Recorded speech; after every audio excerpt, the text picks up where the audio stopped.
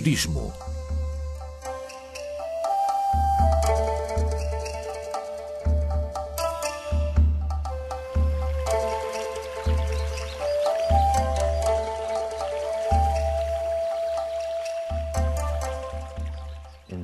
No budismo Zen, a verdade significa ver a realidade como ela é, sem projeções. O céu é azul, a relva é verde, a água é úmida.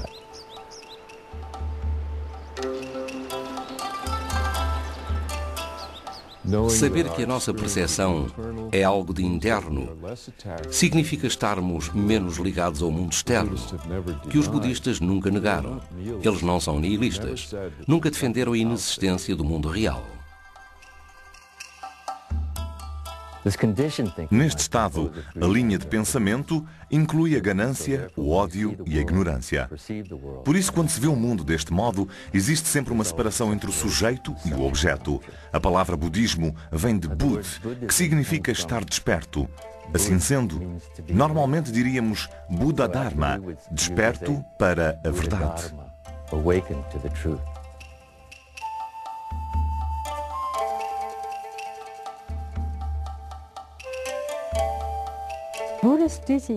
Os ensinamentos de Buda são muito simples e podem ser resumidos em duas linhas, em frases por ele preferidas.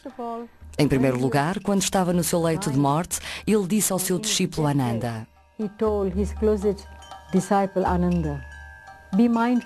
continuem vigilantes. E quando começou a ensinar, afirmou: abstém-te do mal, faz o bem, embeleza a tua mente. O budismo, a religião de milhões de asiáticos, do ponto de vista histórico, deriva do nome de Buda, um líder espiritual do norte da Índia. O termo Buda significa uma pessoa totalmente iluminada, e o budismo tornou-se a religião ou filosofia de vida de milhões de pessoas que são guiadas por esta antiga tradição de procurar a iluminação espiritual. Segundo as fontes históricas, uma criança de nome Siddhartha nasceu no nordeste da Índia por volta de 560 a.C. O seu pai, Suddhodana, era o chefe da família real Gautama, pertencente ao clã guerreiro Shakya, no sopé do atual Nepal. O filho haveria de chamar-se mais tarde Gautama Buda, depois Shakyamuni Buda, o sábio do clã Shakya. Deste modo se justifica o facto do nascimento de Siddhartha Gautama, tal como o de Jesus e de Maomé, ser objeto de tantas histórias, entre as quais se inclui o relato de uma concepção sobrenatural. Certa noite, a mãe de Siddhartha sonhou que quando fosse tocada pela tromba branca de um elefante no flanco direito, ficaria grávida. O futuro Buda, que então apenas existia em 4 níveis cósmicos acima da esfera da existência humana, no céu dos deuses satisfeitos, havia esperado por uma mãe pura e merecedora para vir à Terra. Siddhartha cresceu em esplêndidos palácios, servido por grupos de bonitas raparigas. Quando atingiu a idade certa, Siddhartha casou com uma prima, uma bela jovem que lhe tinha sido destinada, e continuou a levar uma vida despreocupada até completar 29 anos. Foi então que se deu uma mudança radical. Siddhartha reconheceu que a doença e a morte esperam por todos nós. A sua alegria pela vida desapareceu. A sua educação, em particular, fê-lo acreditar no renascimento contínuo através dos anos vindouros. Neste contexto, a perspectiva da doença e da morte a repetirem-se eternamente era aterradora. Certas fontes Pali envolvem os antigos deuses indianos num relato ainda mais dinâmico das interrogações de Siddhartha. Segundo as mesmas, os deuses determinaram que Siddhartha fosse libertado do casulo confortável da vida de príncipe. Siddhartha regressou ao seu palácio num estado de espírito perturbado.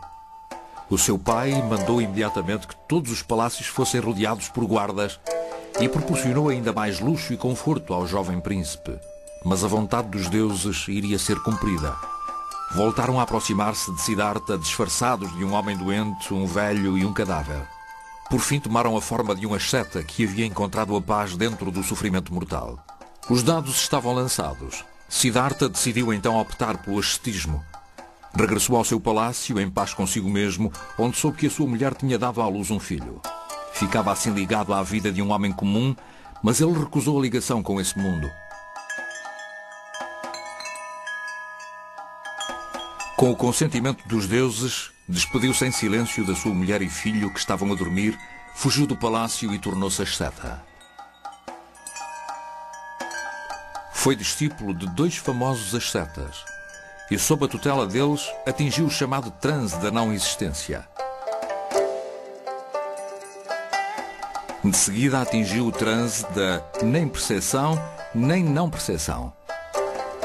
Durante 6 anos, Siddhartha praticou todos os dias uma austeridade rigorosa e uma mortificação extrema, e alguns observadores afirmavam que aquele asceta magro e debilitado estava morto. As imagens posteriores de artistas budistas apresentam o asceta Siddhartha como um esqueleto coberto de pele.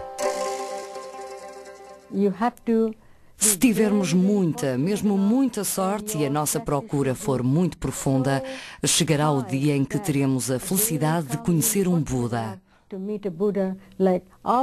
Como Gautama Buda, quando ele praticava como um sumedo. O asceta daquele tempo conheceu Bankara Buda, que lhe deu todas as bênçãos. Disse-lhe: meu filho, um dia serás um Buda como eu. Enquanto sustinha a respiração como técnica para controlar o corpo, Gautama sentiu que uma correia o apertava cada vez mais à volta da cabeça. Mas, para sua surpresa, esta era uma pista importante.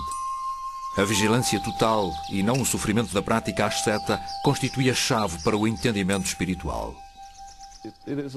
É muito difícil determinar de que modo devemos olhar exatamente para o budismo. Algumas pessoas veem-no como uma filosofia, e existem determinados textos que são filosóficos. Mas, por outro lado, quando lemos os textos do budismo, vemos que se trata de psicologia. É quase uma fisiologia. Refere-se à maneira como apreendemos o mundo. Por isso, de certa forma, as pessoas deviam se questionar sobre se o budismo, no sentido corrente, é ou não uma religião. Penso que a resposta deverá ser afirmativa. Tem todos os atributos de uma prática religiosa. Tem os mosteiros, os altares, os religiosos, aquelas pessoas que se isolam para praticar determinados ritos e rituais. Gautama tomou uma decisão-chave que levou os budistas a chamarem à sua concepção o caminho do meio. Para manter a força do seu corpo, ele aceitava pequenas contribuições de comida dos laicos que tinham por hábito rondar os ascetas na Índia. No entanto, para evitar o desejo sensual, ele continuava a resistir ficar ligado a sabores e paladares. Eis aqui o início do padrão meditativo budista para aqueles que desejam alcançar o nirvana, o estado de absoluta liberdade do infinito e fastidioso ciclo da vida, designado samsara. De acordo com Buda, Siddhartha encontrava-se então emocionalmente indiferente tanto à alegria como à aversão. Esta é a disposição essencial da iluminação budista. Conseguir um domínio separado das emoções negativas e das positivas. A doutrina budista consiste em dominar tanto o ódio como o amor, o medo e a segurança, o desejo e a aversão. As emoções opostas que mantêm o indivíduo ligado à perpétua roda do renascimento. É uma consciência perspicaz e clara dos pensamentos, impulsos e emoções que nascem dentro de nós. Um iluminado consegue julgar as situações sem interesse próprio. Ele ou ela não se deixa influenciar pelas suas emoções, observando com clareza e desapaixonadamente.